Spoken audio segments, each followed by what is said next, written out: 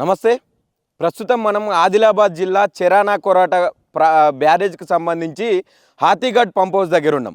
రీసెంట్గా జనవరి 16న రేవంత్ రెడ్డి మంత్రి బృందం ఇక్కడికి వచ్చి ఇదే పంప్ హౌస్ని అంటే ఈ కాలువలు ఏదైతే ఉన్నాయో దీన్ని ఓపెన్ చేసినటువంటి సందర్భం ఉన్నది.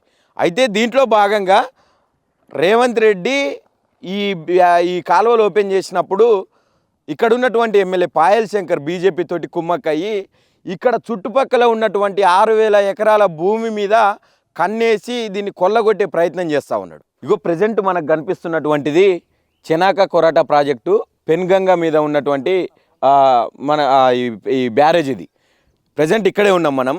దీని చుట్టూ ఇట్లా కనిపిస్తున్నటువంటి దాదాపుగా 6,000 ఎకరాల భూమిని ఇండస్ట్రియల్ పార్క్ పేరిట కొల్లగొట్టే ప్రయత్నం చేస్తూ ఉన్నది రేవంత్ సర్కారు. ఇక్కడ ఉన్నటువంటి పూర్తి స్థాయిలో రైతుల మెడలు వంచి ఇక్కడ ఉన్నటువంటి అడవినంతా కొల్లగొట్టి ఆ సంపదనంతా వాళ్ళ జేబుల్లోకి నింపుకునే ప్రయత్నం చేస్తూ ఉన్నది. ఇట్లా కనిపిస్తున్నటువంటి భూమి అంతా కూడా పాయల్ శంకర్కి సంబంధించినటువంటి భూమి. ఇందులో ఆయనకు సంబంధించినటువంటి 1000 ఎకరాలని అమ్మే ప్రయత్నం చేస్తూ ఉన్నాడు. పనికిరాని భూమి అంతా కూడా ప్రభుత్వం చేతిలో పెట్టి 1000 కోట్లు జేబులు నింపుకునే ప్రయత్నం పాయల్ శంకరు రేవంత్ రెడ్డి ఇద్దరు కుమ్మక్కయ్యి ఇటు బీజేపీ కాంగ్రెస్ ఇద్దరు చీకటి ఒప్పందంతో ఇండస్ట్రియల్ పార్క్ పేరు మీద నడుస్తూ ఉన్నటువంటి వ్యవహారం మనకు చూడొచ్చు. ఈ చుట్టుపక్కల మీకు కనుచూపు మేర కనిపించేదంతా అక్కడ లాస్ట్లో కనిపిస్తూ ఉన్నది అది పెన్గంగా ప్రాజెక్ట్. అది మహారాష్ట్రకు మనకు బార్డర్లో ఉన్నటువంటి ప్రాజెక్ట్. అది పెన్గంగా ప్రాజెక్టు. దాని కింద కనిపిస్తున్నటువంటి బ్యారేజ్ అంతా కూడా చెరానా కొరాటాకు సంబంధించినటువంటి బ్యారేజ్. అది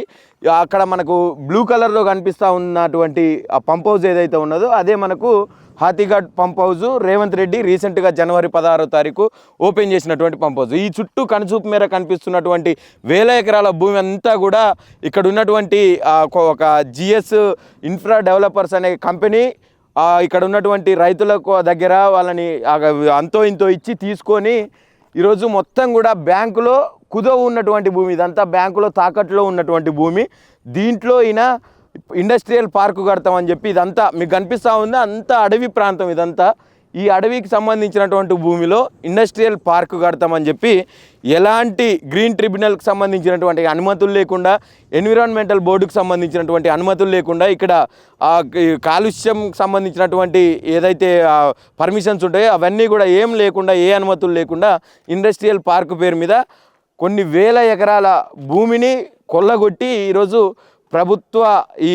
ప్రభుత్వంలో ఉన్నటువంటి రేవంత్ రెడ్డి అలాగే ఇప్పుడు ప్రజెంట్ ఎమ్మెల్యేగా ఉన్నటువంటి పాయల్ శంకర్ ఈ ఏరియాకు సంబంధించినటువంటి ఎమ్మెల్యే పాయల్ శంకరు ఇద్దరు కలిసి చేస్తున్న కుట్రలో భాగంగా దాదాపుగా 6,000 ఎకరాలు కొల్లగొట్టే ప్రయత్నం నడుస్తూ ఉన్నది.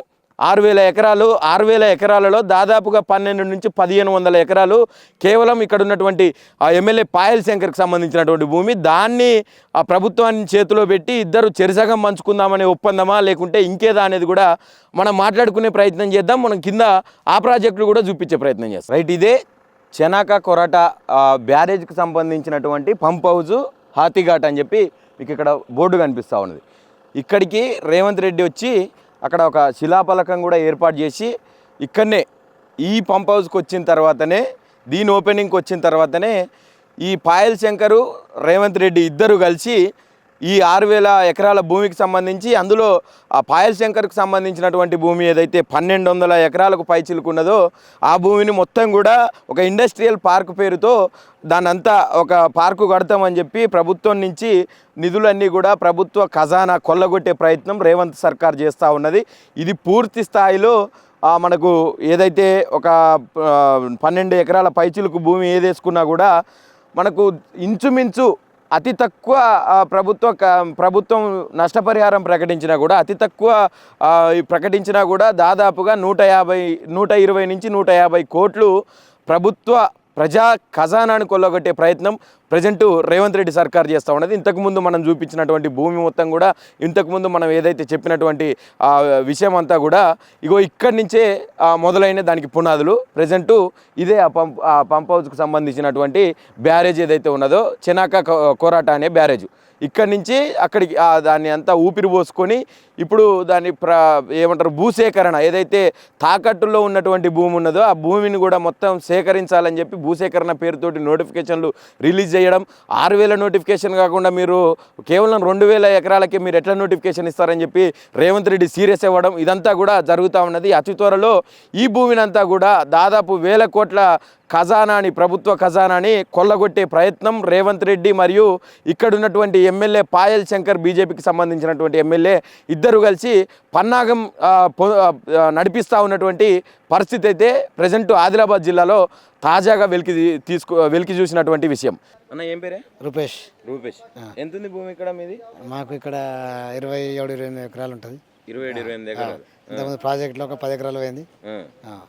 మరి ఇప్పుడు కూడా ఇండస్ట్రియల్ పార్క్ అని చెప్పి ఏదో పెడుతున్నారంట, అది తెలుసా మీకు? దాని గురించి ఇండస్ట్రియల్ గురించి మొన్న ఒక 2 months కిందట తెలిసింది సీఎం గారు వచ్చినప్పుడు ఇండస్ట్రియల్ పార్క్ అవుతుందని. కానీ మొన్న నోటిఫికేషన్ ఇచ్చేదాకా తెలియలే ఈ భూములు పోతాయి అన్నట్టు, ఎందుకంటే మాకు గ్యారెంటీ లేకుండే అవుతుందో కాదు. కానీ లేకుంటే ఇప్పుడు ఫాస్ట్ నడుస్తుంది వర్క్ అయితే. పేపర్లో మీకు చూసినట్లయితే వర్క్ స్పీడ్ నడుస్తుంది. ఎందుకు ఇంత హుటాహుటిన మొన్న ఏదో బ్యారేజ్ ఓపెన్ చేసిన దగ్గర నుంచే దీన్ని బాగా స్పీడప్ చేసిండ్రట, ఎందుకు? ఏమన్నా దాచిపెట్టరా? దాని ఏం లేదు, ఐడియా లేదు, తెలియదు. ఇలా తక్కువ చౌక భూములు దొరుకుతాయి అన్నట్టు ఒక ఇండస్ట్రియల్ పార్క్ పెడదాం అన్నట్టు ఆలోచన. మరి మీ భూములు ఇప్పుడు ఇండస్ట్రియల్ పార్క్ పెడతారు, 1,000 ఎకరాలు తీసుకుంటారట, మరి మీరేటు పోతారు? సిద్ధంగా ఉన్నారా వదులుకోవడానికి? ఇవ్వడానికి సిద్ధంగా ఏం లేము, ఎందుకంటే వ్యవసాయం చేసి బతికేటోళ్ళం మేము. నీళ్ళు వచ్చినాయి కాబట్టి ఇప్పుడు 3 పంటలు 2 పంటలను ఎట్లయినా వండుతానంటే ఉద్దేశంతో ప్రాజెక్ట్ వచ్చింది. నీళ్ళు వచ్చే టైంలో ఇది కొంచెం బాధాకరమే ఇండస్ట్రియల్ తోటి.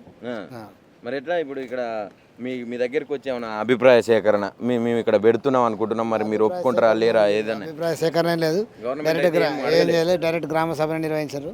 ఇంత ఇస్తాము ఈ భూములు పోతున్నాయి అన్నారు. అంతకంటే తప్పితే ఏం లేదు. ఇట్లా పెడతాము, ఈ ఫ్యాక్టరీ పెడతాము అన్నట్టు ఏం లేదు ఇప్పటి వరకు. మరి ఇప్పుడు ప్రజాప్రభుత్వం అని చెప్పిండ్రు, ఇందిరమ్మ రాజ్యం తెచ్చినాము, ప్రజాప్రభుత్వం తెచ్చినాము, ఇల్లు లేని వాళ్ళకి ఇండ్లు ఇస్తున్నాం అని చెప్తున్నారు, రకరకాల మాటలు చెప్పిండ్రు. 100 సార్లు చెప్తున్నాడు అదే మాట. మరి ఇక్కడ వరుసగా భూములు తీసుకునే కార్యక్రమం అయితే ఎక్కడనైనా ఇప్పుడు RRR పేరు మీద కావచ్చు, హైదరాబాద్ చుట్టూ రింగ్ రోడ్డు వేసుకుంటా అని చెప్పి కావచ్చు, ఫార్మా సిటీ, ఫ్యూచర్ సిటీ, మస్తు భూములు తీసుకుంటుండు. మరి అవన్నీ ఏమన్నా అవుతున్నాయా? మీ దృష్టికి వచ్చినాయా? మీరు కూడా ఇక్కడ డెవలప్మెంట్ అవుతుందని మీకు ఏమైనా నమ్మకం కొడుతున్నదా? మాకైతే నమ్మకం లేదు, అవుతుంది అన్నట్టు నమ్మకం ఏం లేదు. నమ్మకం అయితే లేదు, భూములు తీసుకొని ఆగం చేసే పరిస్థితి. ఎందుకంటే ఇంకా అంత స్పీడప్ వర్క్ ఇప్పుడు భూములు తీసుకునే ఉద్దేశం ఏమి ఉండదు, కానీ ఏ ఫ్యాక్టరీ వస్తాయో ఏమొస్తాయో కానీ ఇప్పటి వరకు ఏం లేదు. దాని మీద వాళ్ళకు కూడా కాన్ఫిడెన్స్ ఉన్నది లేదు, అంత ఐడియా లేదు. అంతే అండి. మరి మీరు ఇస్తారా ఫైనల్ గా? భూములు అయితే ఇవ్వం, అది కన్ఫర్మ్. Okay, right. ఇది బోరాజ్ మండల్ కొరాటా గ్రామ ప్రజల అభిప్రాయం.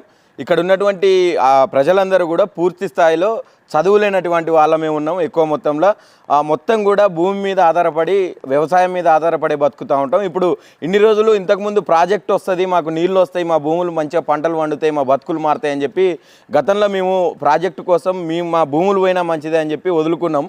ఈరోజు నీళ్ళు వచ్చే టైంకి మా ఉన్న భూములు మీరు లాక్కుంటే మేము ఏం చేసి బతకాలి, ఎక్కడ పోవాలి, మీరు ఇచ్చే పైసలు మేము ఏం చేసుకోవాలి? ఖచ్చితంగా ఎట్టి పరిస్థితులలో భూములు ఇచ్చే ప్రసక్తి లేదు.